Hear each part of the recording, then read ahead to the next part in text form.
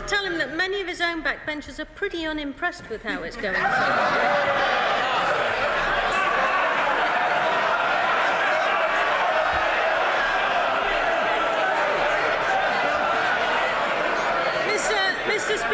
Mr. Speaker, the honourable member for North East Somerset has described the Prime Minister's renegotiation efforts as pretty thin gruel.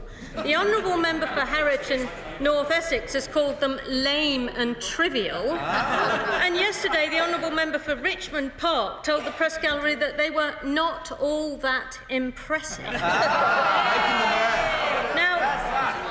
Mr. Speaker, the Chancellor is well known for cultivating his backbenchers, and there's absolutely nothing wrong with that. So can I ask him the question his own side want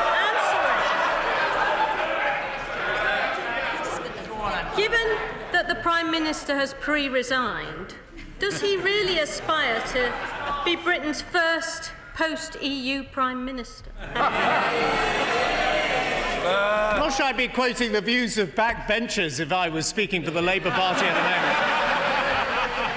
moment. Most opposition parties are trying to get momentum. They're trying to get rid of it.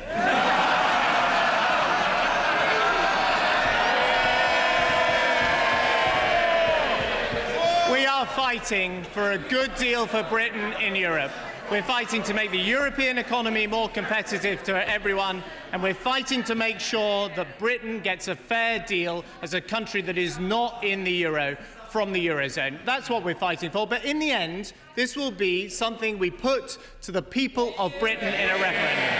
And the only reason that referendum is happening at all is because the Conservative Party won the general election. Mr. Speaker, the Chancellor, instead of obsessing about issues in the Labour Party, should be condemning the appalling activities in Conservative Future and the Tory bullying scandal.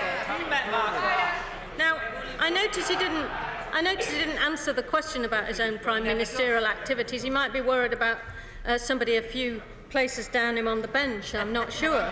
But she's looking cross. She's looking very cross.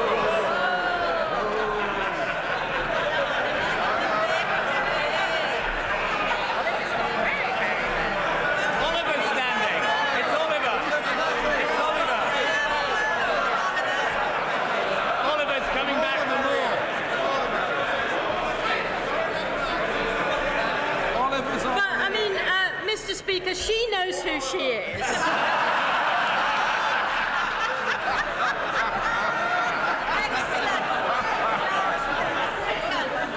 Mr. Speaker, if he won't listen to the doubts of his own backbenchers, perhaps he'll listen to someone who's written in. I've got here a letter. Mr. Speaker.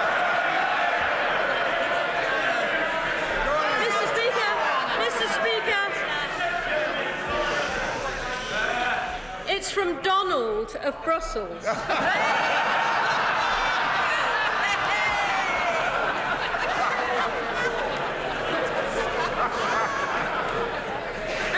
And he writes, uncertainty about the future of the UK in the European Union is a destabilising factor.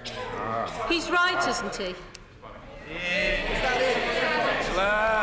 Well, since the Conservative Party announced its policy on the referendum, we have received the lion's share of investment into Europe here in this country. It's because we've built a strong economy. That's because we stand up for Britain's interests abroad, and we've made this a competitive place to grow and build a business. But look, while we're quoting missives, there's someone called Tony who's been writing today.